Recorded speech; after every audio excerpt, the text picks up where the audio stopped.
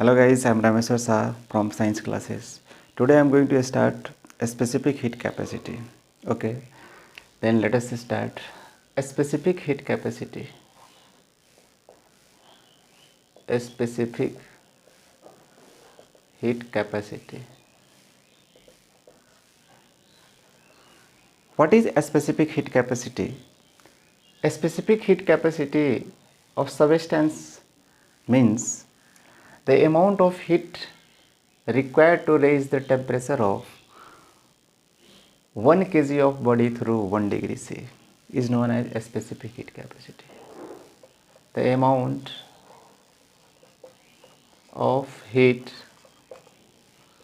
required to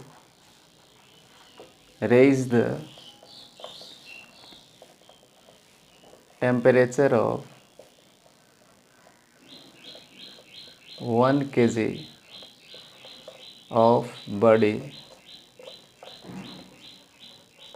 through 1 degree C is called a specific heat capacity.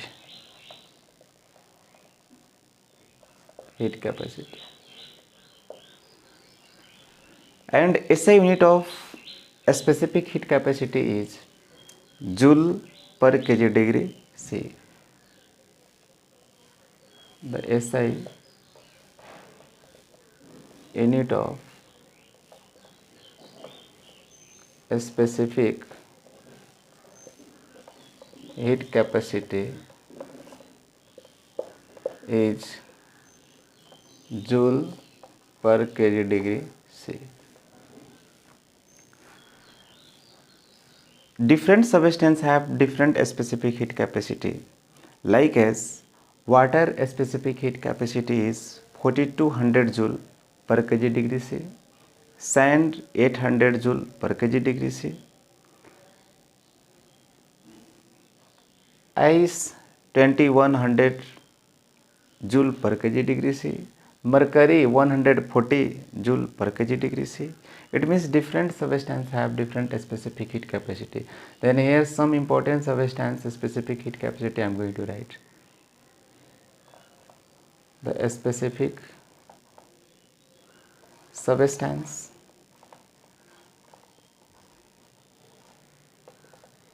specific heat capacity.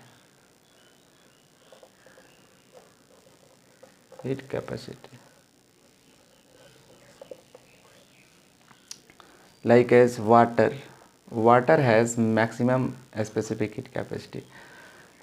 That is, water has 4200 joule per kg degree C, ice 2100 joule per kg degree C, sand 800 joule per kg degree C, mercury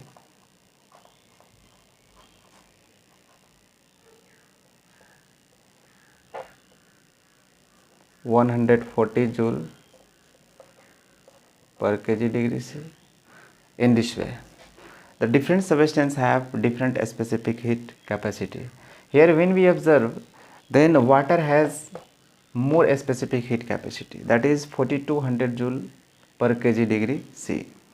Then sometimes this type of the questions can be asked, that a specific heat capacity of water is 4200 joule per kg degree C. What does it means? And options are different, but one is correct. It means 4200 joule heat energy is required to raise the temperature of 1 kg of water through 1 degree C. Okay, and here when we give the same amount of heat in these all substance, then which temperatures rise more?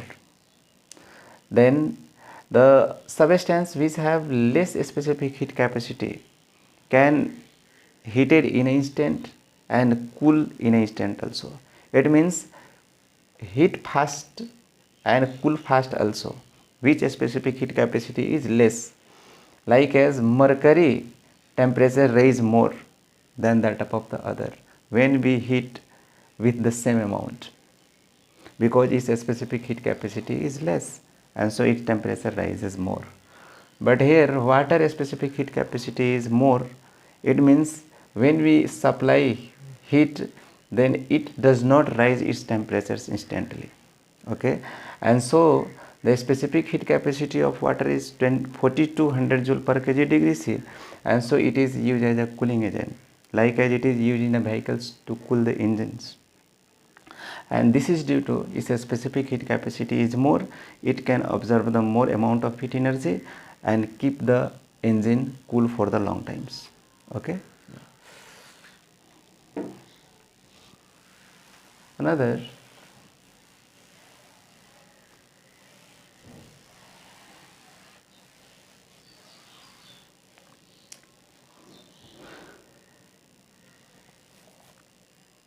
here heat equation. Then first of all, let mass of body m, initial temperature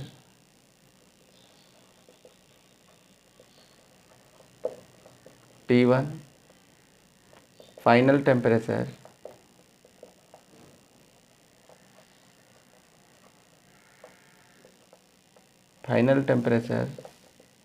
T2 means change in temperature dt is equal to T2 minus T1. Here it means there is a m mass of body, and when we supplied q amount of heat, amount of heat supplied,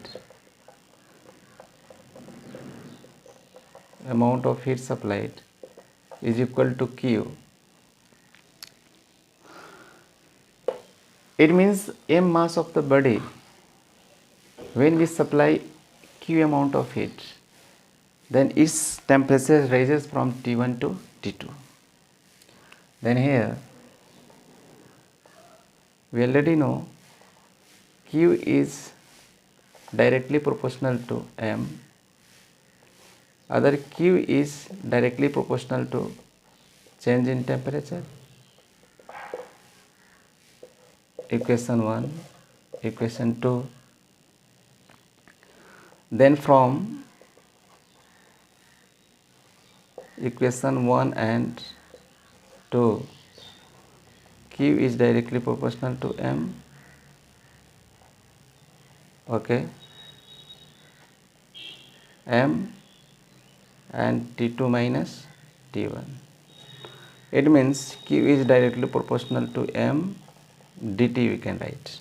Okay, and here is a proportionality sign, and when we remove this proportionality sign, then we have to give a constant in this way. Okay, where s is a constant called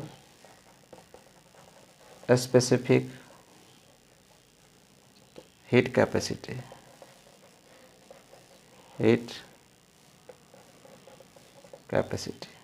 Here q is equal to ms dt, we can write, and this becomes a formula. Q is equal to ms dt. Okay, and this is known as heat equation. It means heat equation is the relation among amount of heat supplied, mass of the body, a specific heat capacity, and change in temperature. Okay, now principle of calorimetry. What is the principle of calorimetry? Then principle of calorimetry This principle tells that when there is a two substance and keep in thermal contact, then that heat flow from higher body to, that is heat flow from hotter body to colder body, and amount of heat lost by the hotter body is equal to amount of heat gained by the colder body. It means heat loss is equal to heat gain. Here heat loss Q1 Q2, it means M1 S1 DT1 M2 S2 D22 M1 S1 T minus T1 M2 S2 T2 minus T. This become formula. With help of this formula, we can calculate the different type of the numerical problem. Okay. Another, thermometers work on the basis of a principle, and that is known as the liquid expand on heating and contract on cooling. Similarly, here another, the principle of calorimetry is heat loss is equal to heat gain. Like as here is a body and here is another body. Its temperature is 40 degrees C. Its temperature is 30 degrees C. And when we keep in thermal contact to each other, then after some times both temperature become 35 degrees C. It means what? Heat lost by the A and heat gained by the B becomes equal. Okay, 35, it means A losses 5 degrees C and B gain 5 degrees C, and this is the principle of calorimetry. Means one body losses the heat is equal to another body gain the heat. Okay, this much for today. Another day I will bring another new topics.